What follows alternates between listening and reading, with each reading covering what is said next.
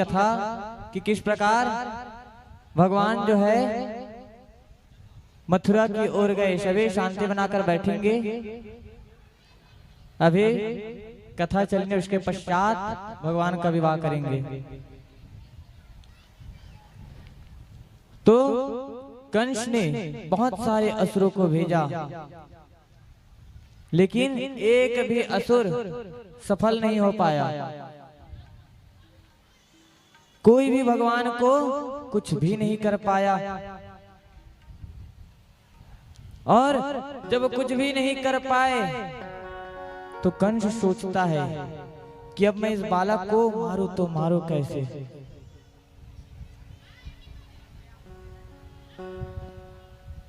कैसे मारूं, ये मेरा काल है, इसे मारने की आवश्यकता है। कैसे मारूं? तो कंस जो है योजना बनाता है कि मैं इस बालक को क्यों ना मथुरा बुला लूं और यही मार दूं। अब योजना तो बना लिया, अब आए तो आए कैसे? भगवान ऐसे तो आने वाले नहीं है कि कोई भी बुलाए और भगवान आ जाए। तो कैसे आएंगे भगवान?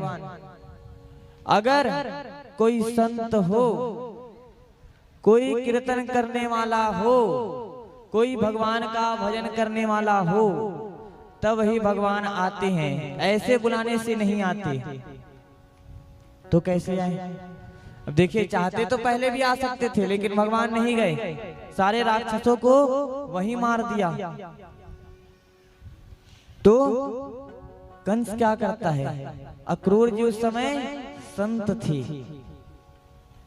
और जो संत होते हैं, संत अगर भगवान को बुलाएं तो भगवान को दौड़ते हुए आना पड़ता है। तो ये संतों की महिमा है। तो अक्रूर जी को भेजे, अक्रूर जी को भेज दिए। अक्रूर जी रथ लेकर आए, और जैसे ही रथ लेकर आए तो भगवान से कहते हैं कि आपको आपके मामा ने बुलाया है। अब भगवान सब जानते हैं कि वह माता यशोदा की संतान नहीं है, सब जान रहे हैं भगवान। तब क्या करें? अगर माता यशोदा को और नंद बाबा को यह बात अगर पता चल गई तो वह तो बहुत दुख में हो जाएंगे। तो ये बात अक्रूर जी जाकर बताते हैं किन्हें? नंद बाबा और यशोदा मैया को। जब ये बात बताए तो नंद बाबा और यशोदा मैया के आंखों से अश्रु की धारा नहीं रुक रही।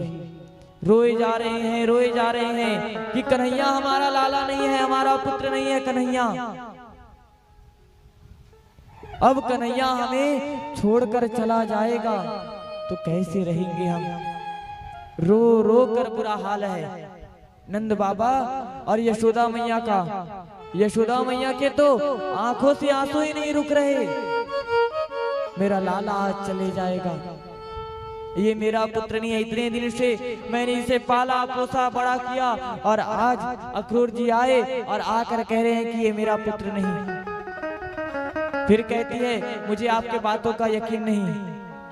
अक्रूर जी कहते हैं अगर आपको यकीन नहीं तो आपके लाला को ही पूछ लो, ये कोई साधारण मनुष्य नहीं है, इसे ही पूछ लो। भगवान कहते हैं हाँ, मैं देवकी मैया और वसुदेव जी का पुत्र हूँ। जैसे ही ये कहे, भगवान जब स्वयं कहे तो माता यशोदा भगवान के पास खड़ा भी नहीं हो पाती, ना भगवान से कुछ कह पाती है। अगर कोई कहे कि वह आपका पुत्र नहीं है, भगवान जब ऐसा कहे, माता वहां एक क्षण भी खड़ा नहीं हो पाती, मुंह पलट लेती है। और पलटकर थोड़ी दूर जाकर माता लगातार रोई जा रही है। जिस लाला ने, जिस कन्हैया ने ऐसी ऐसी लीलाएं की कि उनकी लीला से हम आनंदित होते रहे, आज वही कन्हैया कह रहा है कि मैं आपका पुत्र नहीं, अब मैं इसके बिना कैसे रहूंगी। भगवान कन्हैया जाते हैं पीछे से और जाकर माता यशोदा को समझा रहे हैं कि हे मैया, जन्म देने वाली माता से बड़ी पालने वाली माता बड़ी होती है। जो माता पालन पोषण करे वह माता बड़ी होती है। तो ये नहीं कि आप मेरी मैया नहीं है, मैं तो माता देवकी के पास रहा नहीं, लेकिन बचपन से आपके पास हूँ, आप ही मेरी मैया है। ऐसा कहकर भगवान सांत्वना प्रदान करते हैं। अक्रूर जी भगवान से कहे कि हे प्रभु, विलंब ना करें, अब हमें अति शीघ्र चलना होगा। और जब गए तो सारी गोपियां घेर ली भगवान को कि हम आपके बिना कैसे रह पाएंगी। जो कन्हैया सारा दिन बांसुरी बजाता और गोपियों के साथ नाच नचाता, गोपियां जिनको सारा दिन देखते बैठी रहती, आज वो कन्हैया उनसे दूर चला जाएगा हमेशा के लिए, उनके पास ही नहीं रहेगा। गोपियां भी रोए जा रही हैं, अब हम क्या करेंगे, भगवान तो हमें छोड़कर जा रहे हैं, किनके साथ अपना वक्त गुजारेंगे, किनके साथ रहेंगे, कौन हमें आनंदित करेगा, कौन हमारा साथ देगा, कौन हमारी रक्षा करेगा। रो रो कर बुरा हाल है गोपियों का, सारे ब्रजवासी रोए जा रहे हैं, भगवान जा रहे हैं। अक्रूर जी कहे प्रभु आप रथ में बैठिए। भगवान जो है रथ में बैठ गए, और जब भगवान रथ में बैठे तो गोपियां रथ के आगे जाकर सो जाती है कि अगर आपको हमारे कन्हैया को ले जाना है तो हमारे ऊपर से रथ चलाते हुए ले जाइए, तब हम जाने देंगे। अब अक्रूर जी सोचते अब कैसे समझाऊं इन्हें, तो भगवान से ही कहते कि हे प्रभु आप ही समझाइए, इन गोपियों को सिर्फ आप समझा सकते। ये तो आपके भाव में इतनी विभोर हो चुकी हैं कि ये किसी का भी नहीं सुनती, न सुनेंगी। ऐसा सुंदर भाव गोपियों, आना और जाना जैसे इस सृष्टि में लगा रहता है, उसी भांति मैं हमेशा के लिए छोड़कर नहीं जा रहा तुम्हें, और मैं कभी भी तुम्हें भूलूंगा नहीं, मैं हमेशा तुम्हें याद रखूंगा। कौन कह रहे हैं? भगवान कन्हैया गोपियों को समझा रहे हैं। गोपियां कहती हैं हमें तुम्हारी बातों का भरोसा नहीं, तुम तो बचपन से ही जो बोलते हो वो कभी करते नहीं, कैसे यकीन कर ले तुम्हारी बातों का।